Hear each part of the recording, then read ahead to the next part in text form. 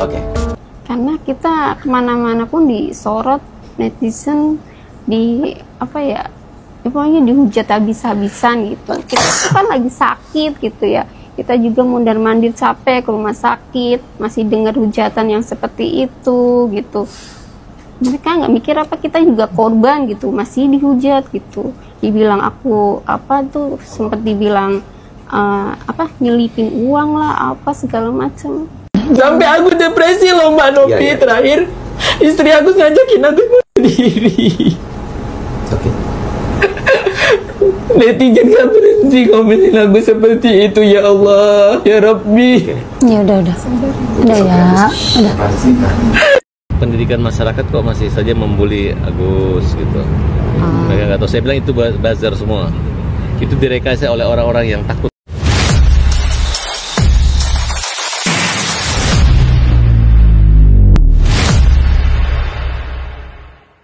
Sampai aku depresi loh Mbak Novi. Terakhir istri aku ngajakin aku bunuh diri. Oke. Netizen gak berhenti komenin aku seperti itu, ya Allah, ya Rabbi. Ya udah ya, udah. Iya. Nah, sama Mbak Novi juga. Iya, enggak. Mbak Novi kan janji katanya mau nganter kita. Ya udah besok nemenin lagi sama Mas Gary. Ternyata kita datang cuman bertiga. Di sana di JC, pulang dari JC kita mau ketemu jam 5 sama Dokter Wira ya. Wira apa Ira sih itu? Dokter Ira. Dokter Ira.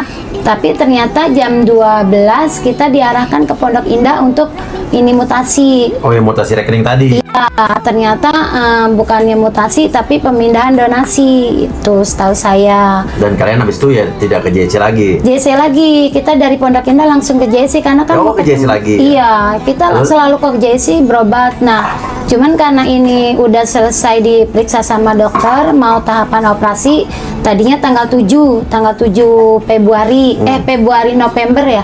Bulan November. Nggak lama ditelepon katanya November Oktober nih? November. Nah, karena jadwal dokternya penuh karena jadwalnya penuh, bukan kita nggak mau operasi, memang udah ada jadwal. Ternyata dimajuin tanggal 30, tapi itu harus ada tahapannya, harus berobat periksa darah, penyakit dalam, ronsen, sama segala macemnya. Jadi kita harus tahap-tahapan itu juga katanya nggak makan waktu sampai sebulan ya, kalau kurang lebih ya, kalau buat periksa ya. Terus kalau ke Cipto kan kita udah singgah satu tahapan lagi, maksudnya gitu. Ya sebenarnya sekarang matanya aku tuh masih bisa disembuhkan nggak sih? Udah nggak bisa, dari awal dari Cipto itu tuh memang udah divonis 95% udah nggak bisa, dan awal podcast pun saya udah jelasin ke Mbak Novi. Sampai Mbak Novi, coba deh nanti saya kenalin sama dokter. Itu kan cara-cara memprovokasi orang supaya ke Agus. Jadi intinya nggak bisa sembuhkan? Dari awal emang udah nggak bisa. Hari ini baru dibilang untuk operasi kelopak yang nggak terlalu penting gitu. Saya ngomong sama dokter. Iya, tolong deh Mbak Novi, kita soalnya kita nggak ngerti apa-apa gitu loh. Jadi siapa yang dampingi kalau bukan orang-orang yang ngerti tentang hukum? Iya, Agus kepengen Mbak Novi di rumah sakit tuh bantu juga Agus untuk supaya Agus bisa duluan, nggak nunggu sampai seharian di sana. Karena sudah jadi alhamdulillah. Karena Agus ini keadaan berat kayak gini. Mas Agus tuh dia jenuh kalau nunggu di rumah sakit. Kita kadang-kadang belum nunggu panggilannya. Kemarin saya tuh sempat iya, mau pakai udah lelah gitu. Mau pakai BPJS atau enggak pun ya pasti ada antrinya.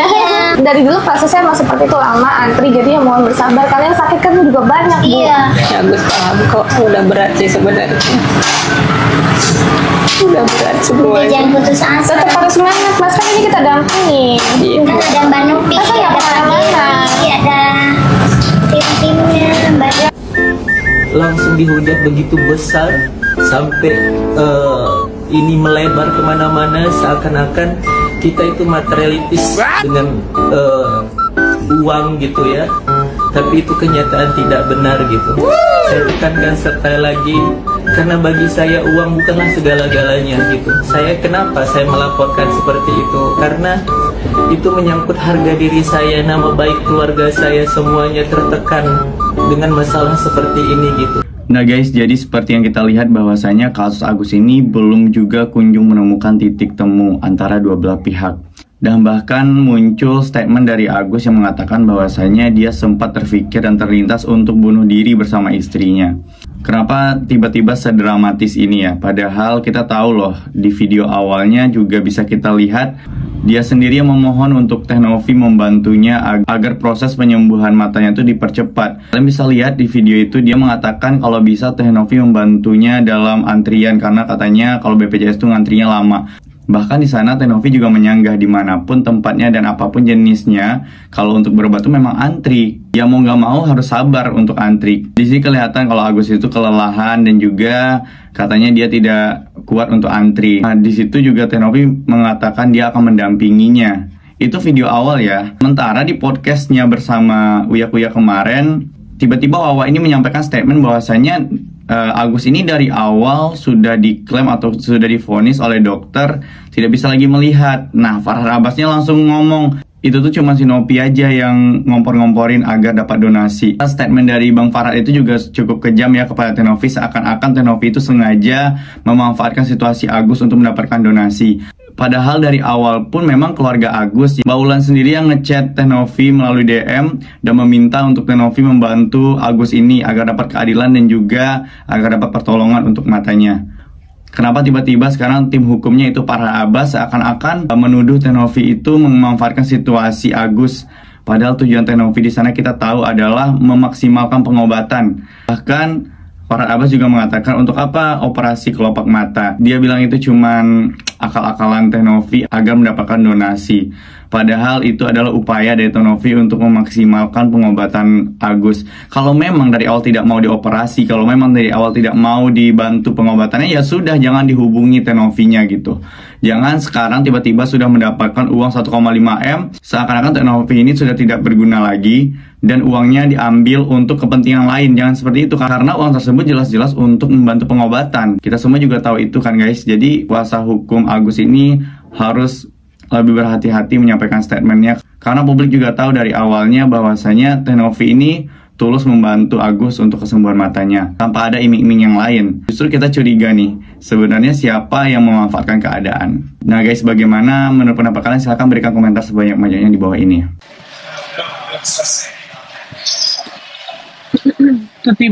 Setiba ujuk-ujuk ganti handphone S23, tiba ujuk-ujuk emasnya banyak. Siapa tuh batch? Ujuk-ujuk tiba-tiba handphonenya ganti S23. Udah gitu oke, masih banyak.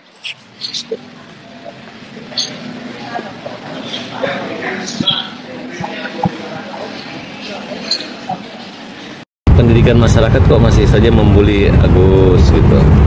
Mereka nggak tahu. Saya bilang itu buzzer semua. Itu direkayasa oleh orang-orang yang takut.